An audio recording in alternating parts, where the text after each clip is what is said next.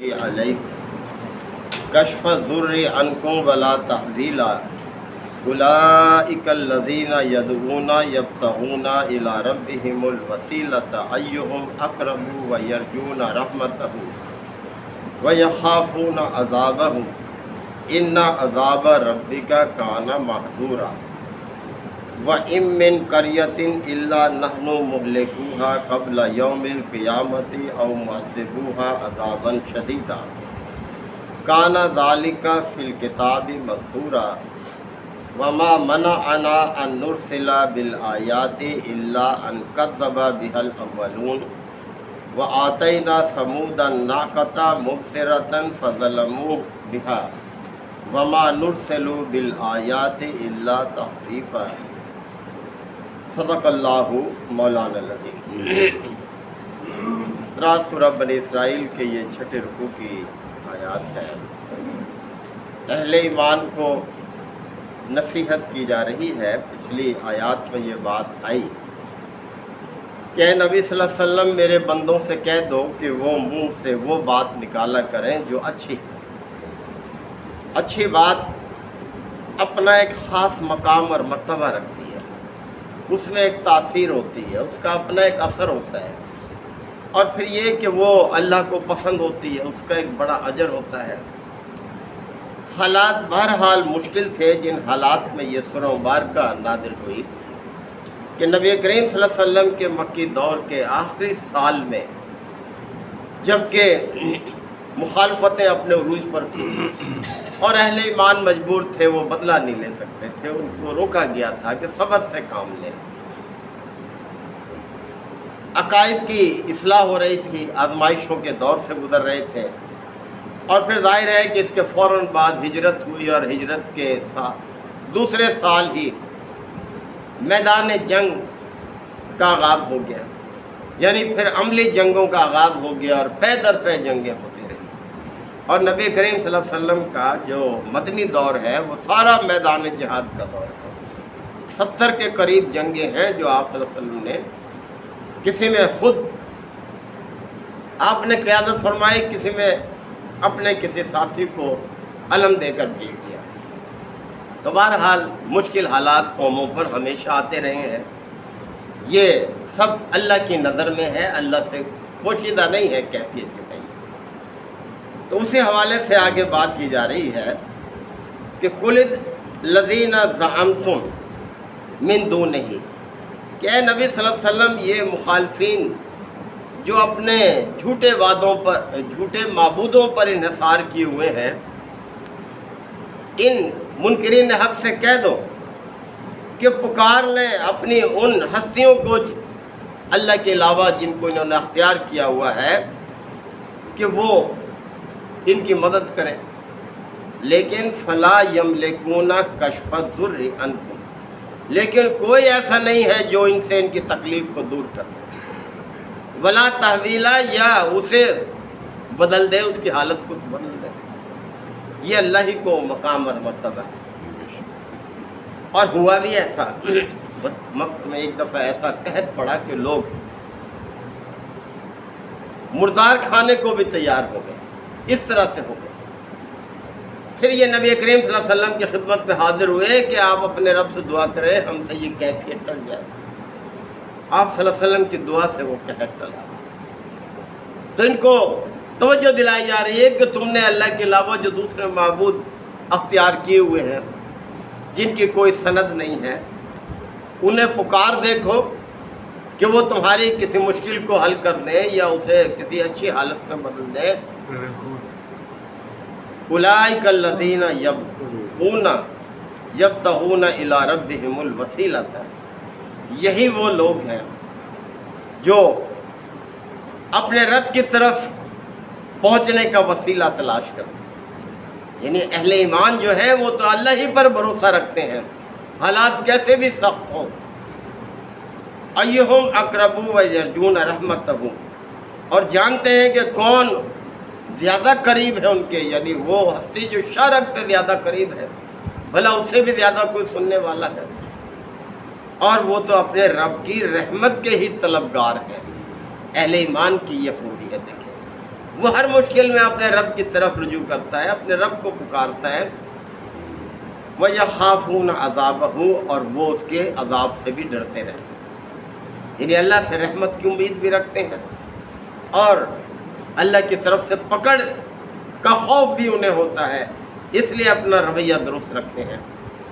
اِنَّ عَذَابَ رَبِّكَ كَانَ مَحْذُورًا، اور تمہارے رب کا جو عذاب ہے وہ تو جان کا لیوا ہے، یعنی پھر اس سے کوئی بچ نہیں سکتا جب وہ فیصلہ کر لے۔ اور یہ بڑے اکڑتے تھے، کہتے تھے آپ صلی اللہ علیہ وسلم سے کہ لے آؤ وہ عذاب جس کی تم ہمیں دھمکی دیتے ہو، کہاں ہے وہ عذاب؟ تو اللہ سے اس کا عذاب مانگنے کی بجائے اس کی رحمت مانگنی چاہیے۔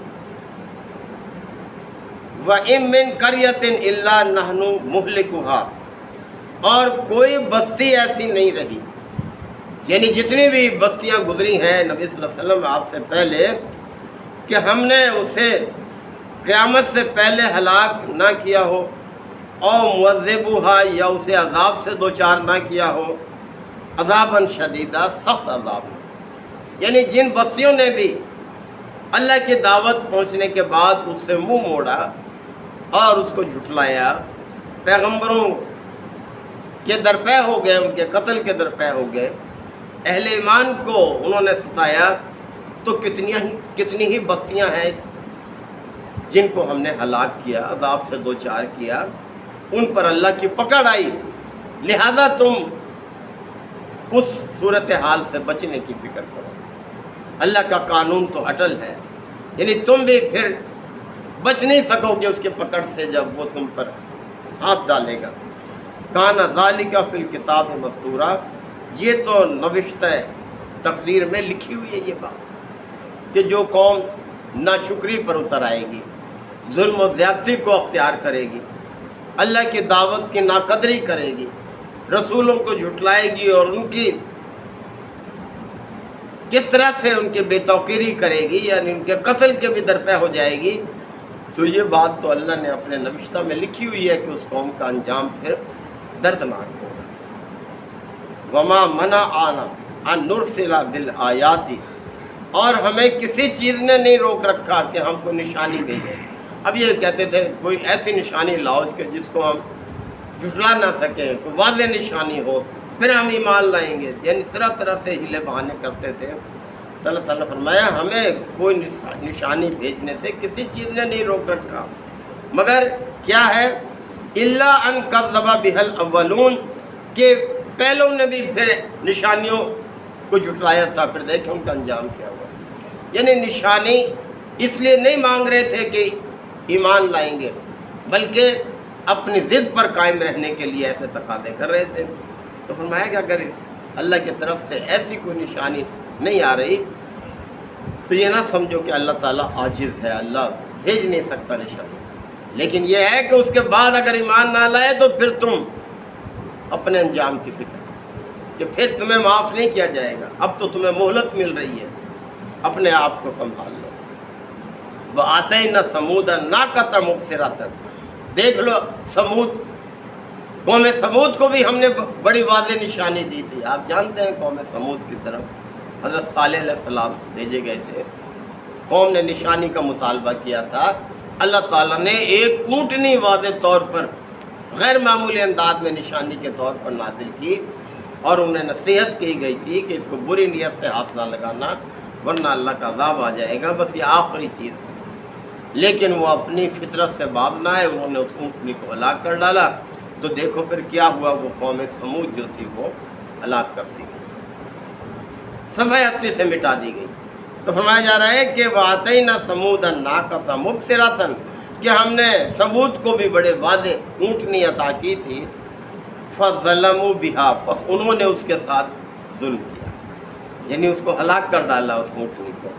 وَمَا نُرْسِلُ بِالْآيَاتِ إِلَّا تَخْوِيفًا، اور ہم جو نشانی بھی بھیجتے ہیں اس لیے بھیجتے ہیں کہ لوگ اس سے کیا کریں، تخویفا، اس کا خوف کریں، اس سے ڈریں، اپنی اصلاح کریں، خلاف ورزی نہ کریں۔ تو یہ ساری نصیحتیں کی جا رہی ہیں۔ اہل مکہ ہی اولین مخاطب تھے ان آیات کے، کہ تم جو بار بار نشانیوں کا تقاضا کرتے ہو، یاد رکھو پہلے بھی قوموں نے کیا تھا، اور جب ان پر نشانی بھیجی گئی انہوں نے جب اس کو اس کی یعنی اس خلاف ورزی کی تو پھر وہ اپنے انجام کو پہنچے. لہذا تمہارا بھی ایسا ہی انجام ہو جائے گا. اپنی اصلاح کر لو، اپنے آپ کو ٹھیک کر لو. اور ہمارے لیے بھی یہی ہے. دیکھیں اللہ تعالیٰ کی طرف سے ایک مہلت ہوتی ہے، ایک حد ہوتی ہے. جب وہ حد پوری ہو جاتی ہے تو اس قوم پر پھر اللہ کا عذاب جو ہے پھر وہ نازل ہوتا ہے، اور اس کی اس طرح سے اس کی خبر لی جاتی ہے. اللہ تعالیٰ ہم سب کو اپنے اعمال کی فکر عطا فرمائے، اور اپنے مستقبل کے لیے جو ہے اچھے انجام کی ہمیں کوشش کرنی چاہیے.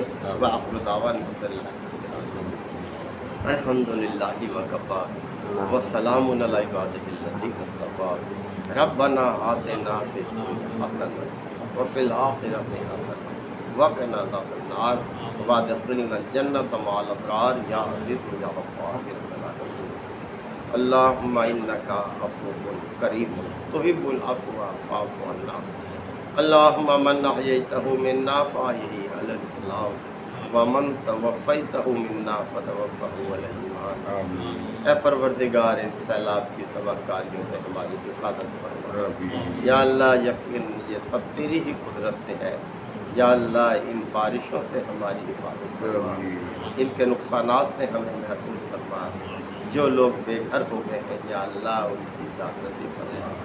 ربنا تقبل منا انک انت السمیع العلیم وتب علینا انک انت التواب الرحیم. صلی اللہ تعالی علی خیر خلقہ محمد وآلہ وصحبہ. السلام علیکم.